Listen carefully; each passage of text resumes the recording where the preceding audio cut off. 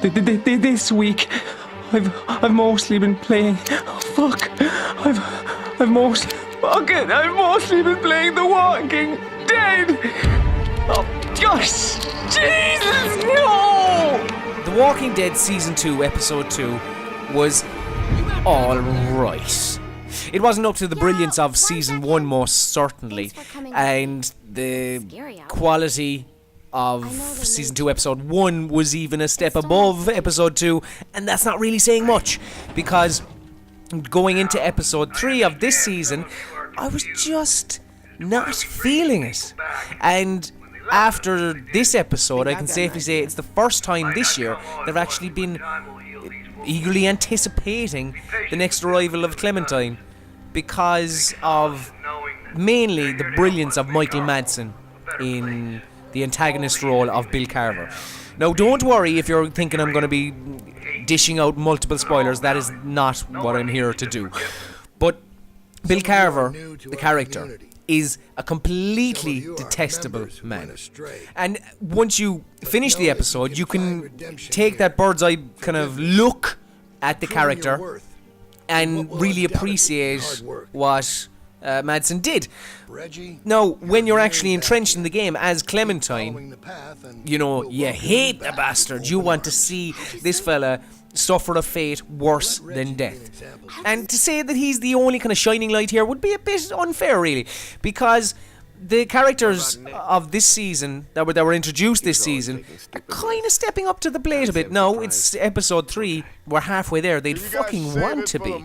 But they are definitely kind of stepping up to the plate, because the entire episode is taking place in Carver's kind of complex, where, I don't know, all of his people are, and now Clementine and her group finds themselves in this particular place.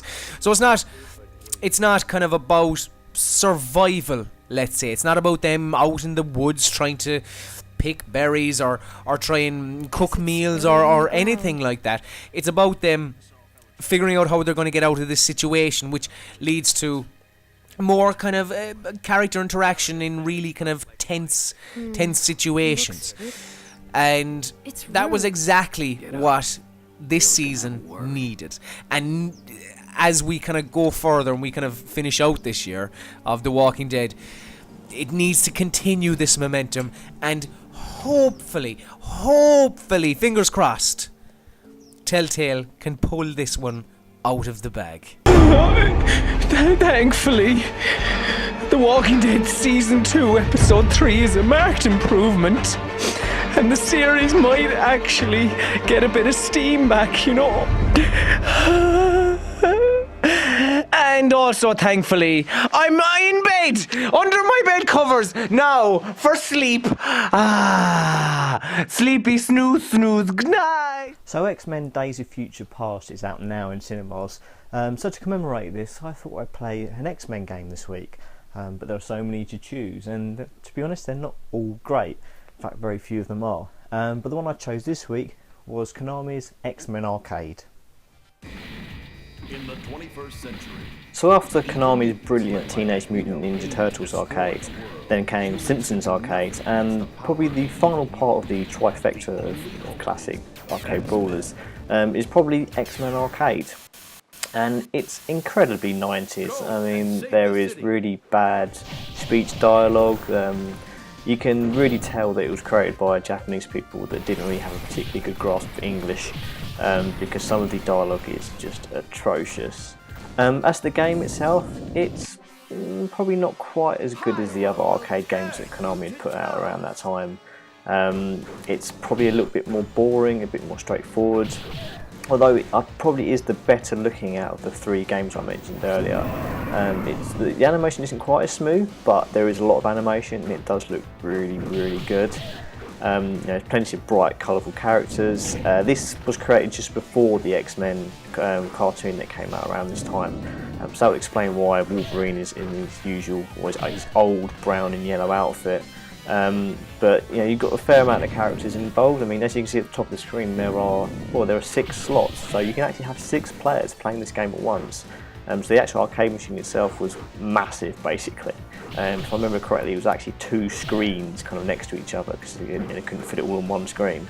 And you've got a fair amount of characters to select. So you've got Wolverine, Cyclops, Colossus, Storm, Dazzler, and Nightcrawler. So you've got a fair amount of difference there. There isn't too much differences separating them, but you've got choice there. You can't really complain about choice, can you? As a brawler, it's particularly basic. You've got your simple punch and attacks, which change depending on how many times you tap the attack button. You can jump, and you've got a special attack which you basically have so many uses in per life. So there's not really that much depth, there aren't really special moves as such. It is incredibly basic, even by 1992 standards. But what you're really kind of playing this game for is the spectacle. The 6 players, the gigantic sprites, the really bad speech, the cutscenes that take place throughout the game. So it's more spectacle than actual proper gameplay. Which sometimes you just want to sit down and play something that you don't have to doesn't require thought or effort. So this game kind of fits the bill very well in that regard. But as I say, it's okay. It's not their best, but it's not Konami's worst arcade game either. So it's not an arcade classic or the best brawler in the world. It's nowhere near as good as Teenage Mutant Ninja Turtles Arcade or even The Simpsons Arcade. But it's a 6-player arcade brawler, and you do not see many of them around. Unfortunately, the game isn't that easy to get hold of these days. I think they've deleted it from Xbox Live Arcade, and it's very rare that you're going to see an arcade machine out in the wild. But if you ever do, stick a few pounds in, might be worth a laugh. This week, the kid has lost his voice because he's not very well, but he's been playing Transistor, which he seems to like quite a lot.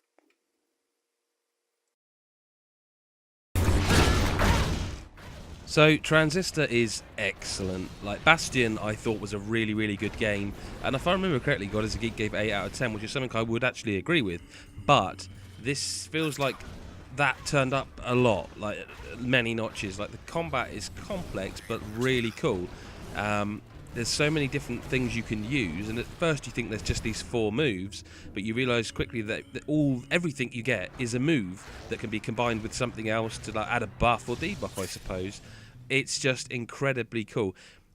And of course it looks stunning. I mean, if you're looking at this video, which you should be because you're listening to me, if you're watching this, you can see how good it looks. And like, I'm not going to spoil the story, but it's 5 to 6 hours long, and it's really, really good. I cannot recommend it highly enough. The kid is now taken to dressing up as a lady on the weekends. Please, send help. He needs help.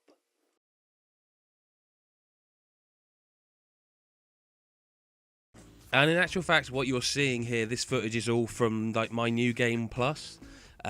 Because very rarely when I've reviewed a game, which if you did check out the review, we gave it 10 out of 10, very rarely I will immediately start playing it again unless it kind of needs it for the review. And this one, I needed to play a bit because for the review, but I haven't stopped. The review's up and I'm still playing it. It's just such a high quality game. It's, I suppose, what you'd expect from Supergiant games, but the thing is like Bastion and Transistor now, like these guys, whatever they do, I'm gonna just be like on board with. I know this game is so good. It's the best game I've played in 2014 so far, and in that respect, like whatever they announce next or do next is gonna be like top of my radar. I can't wait to see him. It's on PS4 and PC.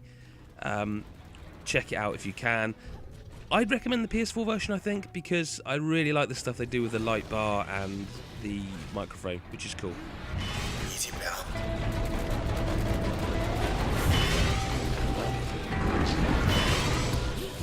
At this point, the kid is just projecting what he thinks onto me, the Transistor, because he's ran out of ideas and really doesn't feel that well. Yeah, my Transistor.